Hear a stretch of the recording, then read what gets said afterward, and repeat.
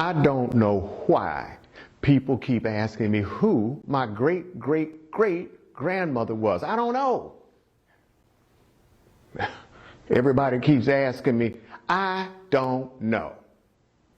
But I tell you what, my great aunt told me that I did have a great-great-grandmother, and her name was Sylvie. Now, the story goes that Sylvie was snatched from her parents' arms as an infant, taken as a little baby, sold into slavery to another plantation far away. Parents never saw her again. She never saw them. She was gone for a long period of time. And then one day, the owner came and lined up all his property out in front of the barn. He had his horses over here, his pigs, his cow, had his tractor, had all of his property, including his slaves. And he came out and said, well, the government done told me that y'all Negroes is free now. Y'all free. You can go do wherever y'all want to. I don't know what you're going to do, but y'all is free. One of the slaves leaned over to Sylvie and whispered in her ear, Sylvie, you are 6 years old. Did you know that, darling? That's the only way she knew how long she'd been at that plantation.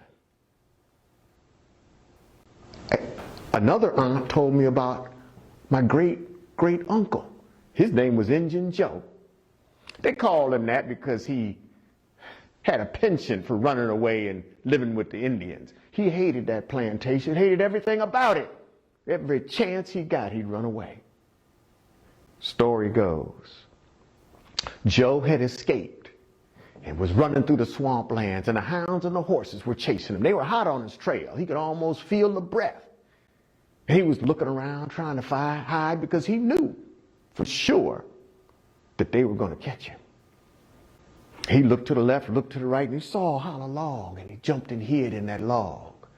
And he held on tight, and you could hear and he could feel the horses jumping over. And every time the hoofs hit the ground would shake. But he held on because he knew if he made a sound, they'd find out about him and take him right back. Apparently, he must have made it because the story goes, Joe would occasionally show up for dinner with his tomahawk, a symbol of his freedom.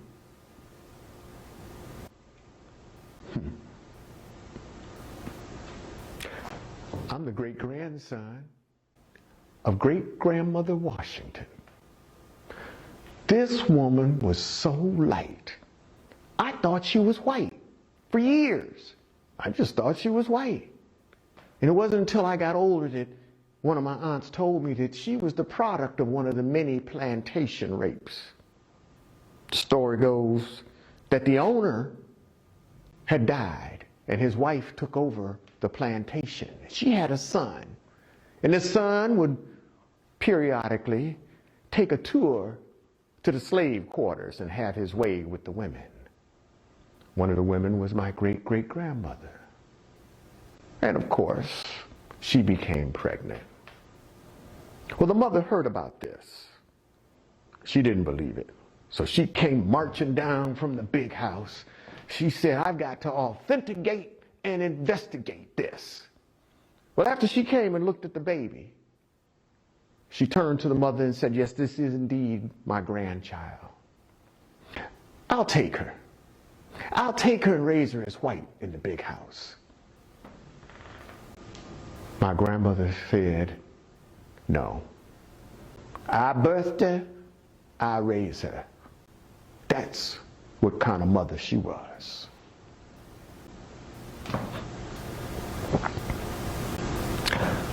I'm the son of great-grandfather Henry Grier.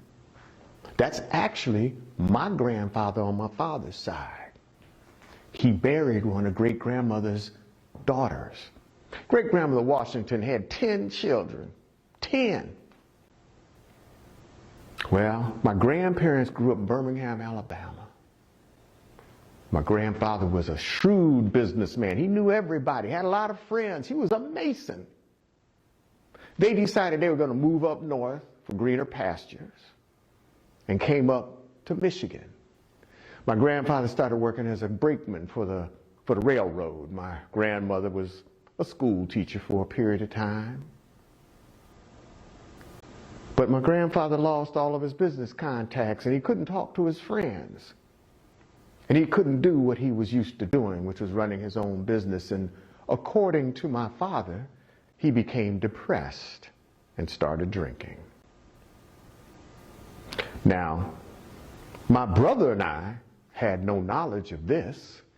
We just knew we liked to come to my grandparents' house, and one of the favorite things to do was go right into the basement. Now you got to picture this. The basement looked like it was split in half, like two different people lived there. On one side, there was a pile of beer bottles, those old, nasty, smelly, brown beer bottles with the long neck, you know, and they leave a little bit of beer and then they stink all over everywhere. There's a big pile, there's about 100 of them.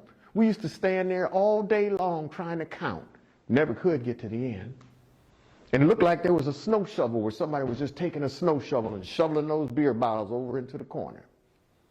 And then by contrast, almost as if somebody had drawn a line in the basement, was the other side, my grandmother's side. It was pristine. Her meticulously manicured menagerie of pickles was all set up on a shelf. Everything was clean. The labels were neat. They were organized and facing out. She had thousands. She used to pickle everything. She pickled green beans, green tomatoes. She pickled rutabaga, watermelon rinds. I loved the watermelon rinds. Watermelon rinds was tangy and sweet. They were so good. She was a master. Even the ground was clean. It was as if someone had scrubbed the ground up to a certain line. And so we would ask grandmother, well, what are you going to do with all these beer bottles? And she would say, oh, granddad's going to take them in and cash them in for some money. But every time we came over there, that pile got bigger and bigger. Yeah, I'll never forget that. Granddad took me on an adventure one time. He said, come on, boy, let's go for a walk. So we went out. It was about a quarter mile from the house. We walked through this field, went across a little stream, got up on a little dirt road, and we were walking down the dirt road, and I thought I was big time. I was walking in the street.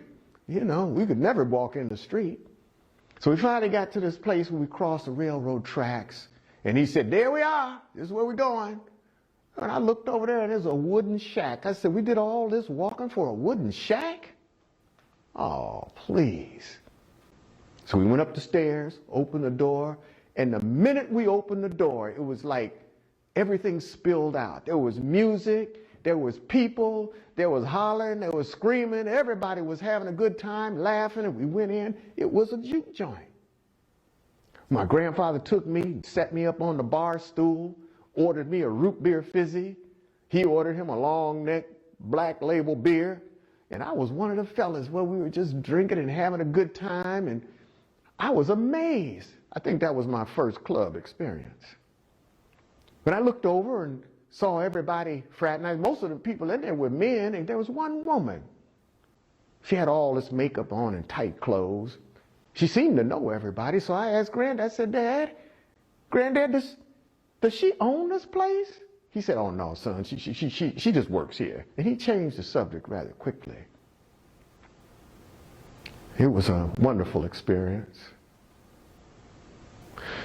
Several months later, it was told to me that my grandfather had been killed by a hit and run, an accident. When I heard the details, it was at night.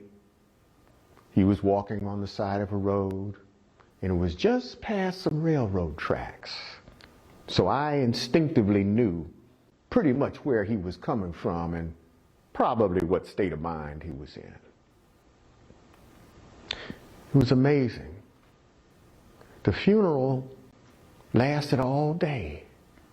Cars started arriving at 10 o'clock in the morning and lasted all the way up till 6 o'clock at night. Hundreds of black folks in cars, every kind of car, to come and say goodbye to my grandfather. I was impressed, I guess is the only word I can think of. Around this same period of time, another major event took place in my life.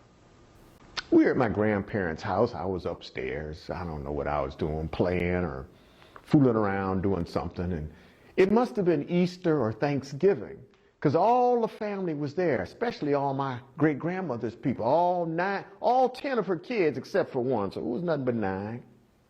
And all their kids, and their kids' kids, so the house was full. And the stove was cooking. You could hear food cooking and smell it. Everything. I could smell the turkey. I could smell the ham. I could smell the greens. I could smell all that stuff was going. And you could hear people laughing. And every now and then you'd hear the glasses tinkle. And everybody was having a good time. It was very comforting. And then all of a sudden I heard my grandmother start screaming like a different kind of scream. Oh, Lord, Lordy be, Lordy, there's a colored man on TV. There's a colored man on TV. I didn't know what she was talking about. I ran downstairs, ran into the den, and I looked at the old black and white TV. And then I looked back at her. Then I looked at the TV. And I said, Grandma, I don't see any colors. Where's the colors on the man? And all of a sudden the room got real quiet, silent. All the adults looked at each other with that look in their eye like, who's gonna tell the boy? My grandmother hustled me on up to bed and went to tuck me in. And she had a conversation with me about the complexion was the reason for the commotion. Because you see, that man I'd seen on TV was Sammy Davis Jr. And that was the Ed Sullivan Show. That was my first racial experience. I'm the son of Dr. William H. Grier, a black psychiatrist from the 60s, co-author of Black Rage, a book that impressed so many people. It gave everybody, black America and white America, the opportunity to understand the frustration and anger that is associated with the civil rights movement and the Black Power movement. This book left such an impression that it soon became required reading in high school and eventually college. Even now today, sometimes I go back and reflect through it, and I'm able to take gems of knowledge and insight of what they saw in the 60s and what I'm seeing today. I'm eternally grateful for the legacy that was left to me.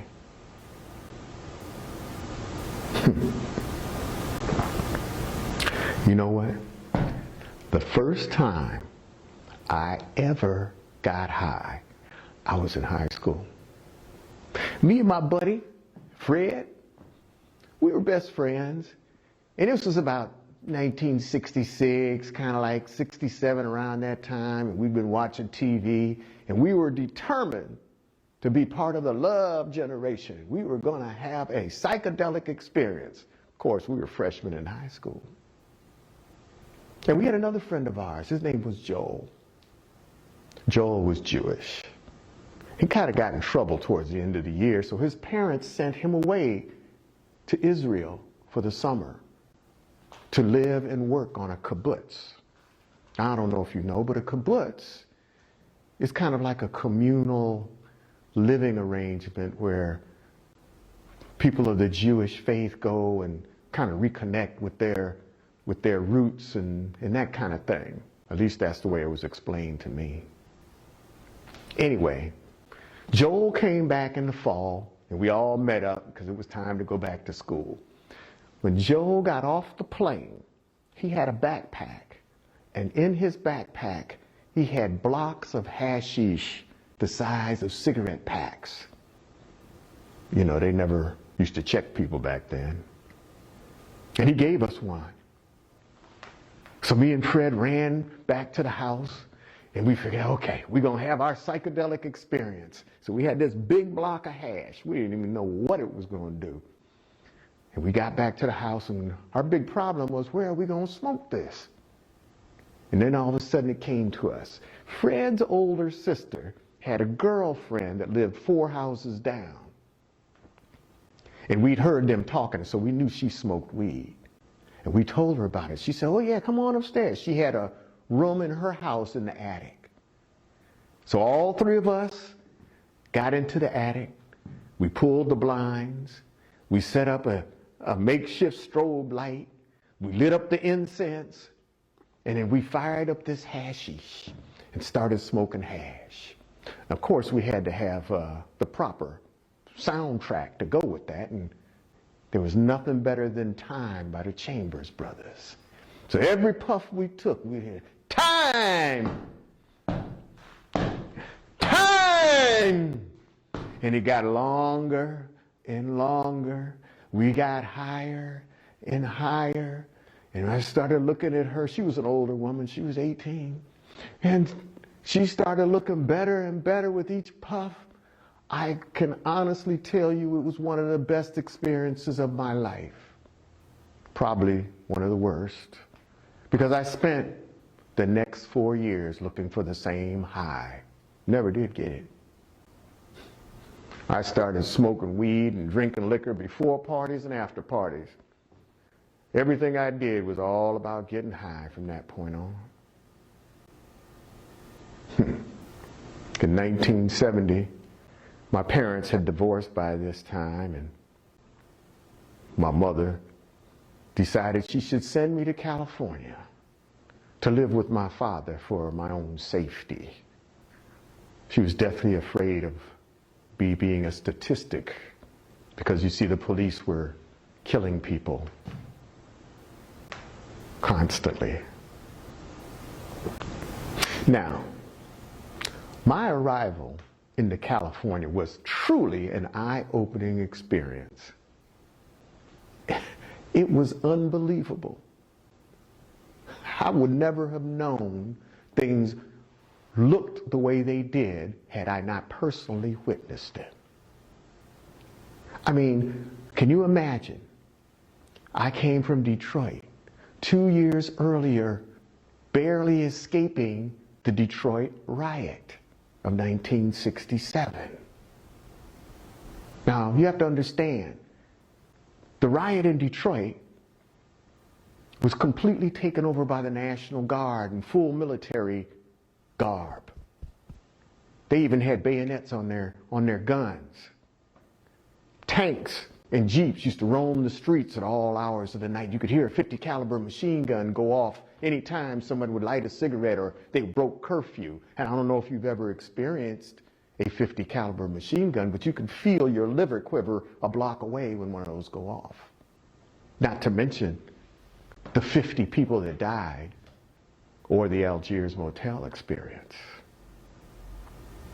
So when I got to California, and there were a bunch of white kids running around being chased by rubber bullets and bullhorns, and they were throwing water balloons at the police, and nothing happened.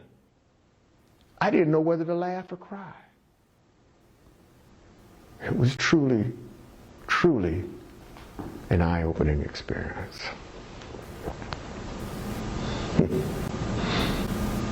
Well, I became disenchanted with my California lifestyle, and I became determined I was not going to be apathetic like all of those dudes I had seen laying around there on Telegraph Avenue. I was going to go to school, and I was going to be something and do something.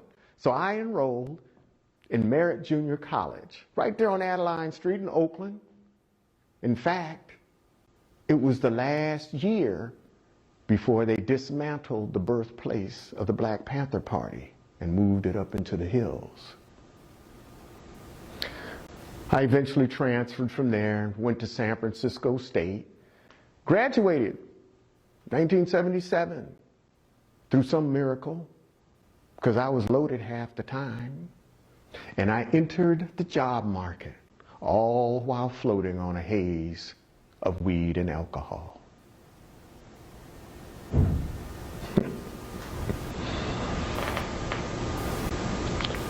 First time I ever went to jail, I was standing in front of my own apartment building in the Fillmore district. I was drunk, came out, bobbing and weaving, nodding around in front of my building, and the police drove by and picked me up. Now, they picked me up because they were sweeping and canvassing the neighborhood for the Zebra Man killers. I don't know if you know, but San Francisco in the 70s, it was no joke. It was full of activity.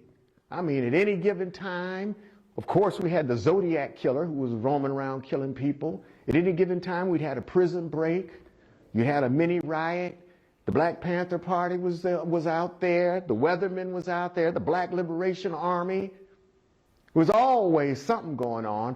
But when the Symbionese Liberation Army kidnapped Patty Hearst, heir of the Chronicle Examiner newspaper, and turned her into Tanya, a soldier of the people, and she robbed the bank, oh man, I didn't think anything could top that.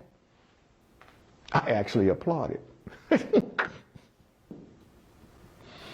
Well, my arrest episode landed me in a 2-week tour of duty down at 850 Bryant. Now, ordinarily, if you're in there on a drunk, you either get out in 4 hours or 24 hours. But they had swept up so many black men for this Zebra Man killer search that it took 2 weeks to process all of us. One of my heroes was Humphrey Bogart. While I was in jail, I met this guy. He was Humphrey Bogart to the T. I mean, he walked like him. He had the swagger. He had that slow talk. He even had the hat to match. I don't know how he had the hat. Usually they take that when you get in jail. But I thought he was really a cool character. I thought, oh man, I really found me a partner. I didn't know that he was really grooming me to be his eyes and ears on the outside, because he was looking at some long time. I was eventually OR'd out, let loose on my own recognizance. Now, I don't know if it was divine intervention or whether it was just my own thought process, but I decided at that point, jail was not for me. And I was going to give up this alcohol, and I was going to give up all this acting up that I was doing. I was going to get right. Of course, I didn't get it on the first try. 1985, I met who would soon become my future wife and the mother of my son. I came home, I was drunk. She wouldn't let me in the house. Would not let me in the house, told me I had to go to treatment. Now, I was doing pretty good back then. I was a working drunk, you know. I was very functional. But I had recently discovered one of California's other gold mines. You see, California not only had weed, but it also had cocaine. And cocaine was very good and plentiful. And this was kind of in the disco era, and it was real hip and cool. It had that long fingernail. Everybody was trying to snort cocaine. So I was, you know, gonna be cool. Anyway, I checked into Garden Sullivan Hospital. Now, Garden Sullivan Hospital was one of few hospitals that actually was a 30-day treatment program. You had nurses around the clock. You could eat anytime you wanted. I mean, I put on 20 pounds being in that hospital. But it was great. I would urge anybody, an addict or not, to take 30 days and spend it with yourself. It's one of the greatest experiences I ever had. And I managed to give up alcohol. Didn't touch it. Not one more time. But I did continue to smoke as much cocaine as I could possibly find. Which, of course, led me into the lifestyle of a homeless tenderloin drug addict for the next 5 years. Now that was, but I hadn't touched a drop. I didn't touch a drop.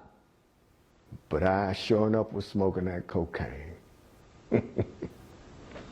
During my tour of duty in the Tenderloin, one of my favorite stops was Glide Church. Now, it wasn't just to pick up a free meal. Cecil Williams, the minister, had started a program. It was called Facts on Crack. You see, he discovered that many of his congregation were crackheads. During this period of time was a crack pandemic. It was sweeping the nation. The entire nation. It was all on the front page. It was in Life magazine. A new drug, crack, it's killing everybody. Nobody knew. But Cecil was at ground zero. And he formed the first program that I know of that was dedicated to crack addiction. That's why we call it Facts on Crack. Me and my counterparts were generation number one. This program was formed in collaboration with the Haight-Ashbury Free Clinic, a free clinic familiar with every illicit drug known to man. Later, I formed what I would call San Francisco Recovery Theater, dedicated to helping those artists, musicians, and athletes and their families deal with the addiction process. Because there's more to it than just the drugs. At any rate, I am eternally grateful for the experience of sobriety. Each day, I'm thankful. Each day is like it's brand new. I enjoy everything.